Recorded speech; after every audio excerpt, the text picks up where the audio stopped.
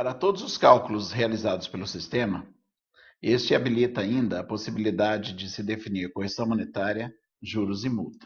Clicando no ícone correspondente, é aberta a tela principal.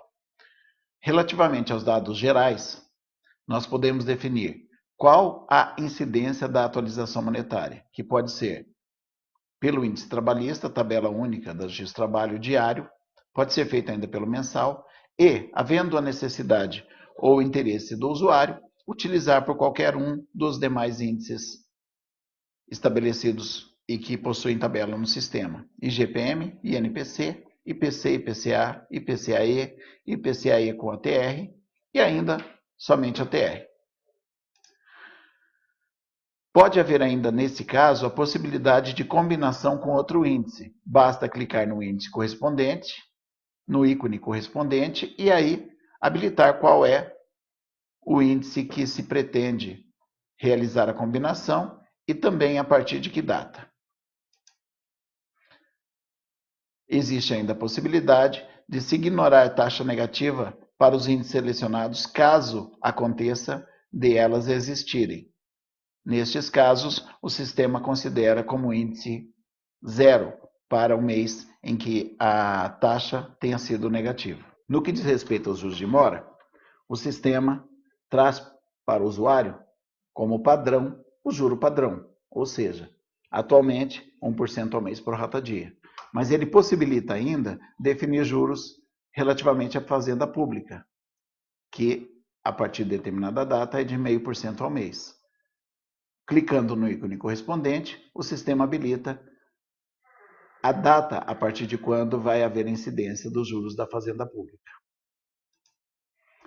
Ele possibilita ainda que não haja a incidência de juros em determinado período, como, por exemplo, no caso de massa falida.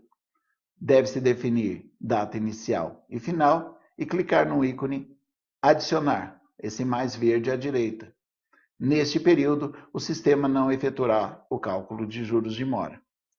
Clicar em salvar e estarão definidas as habilitações para os juros em dados gerais. Havendo a necessidade de se especificar um pouco mais a respeito de atualização monetária e juros de mora, o usuário ainda tem a opção de clicar na aba Dados Específicos, em que o sistema traz ao usuário mais opções de definição relativas à atualização monetária e juros de mora, inclusive relativos à previdência privada, custas judiciais, contribuição, salários pagos, multas previdenciárias. A primeira opção que o sistema nos dá é a base de cálculo para os juros. Ele contempla a verba menos a contribuição social, as verbas menos a contribuição social e menos a previdência privada, podendo o usuário optar por uma delas. Relativamente ao FGTS, ele permite que se utilize o índice trabalhista ou ainda o índice JAN ou JAN e índice trabalhista.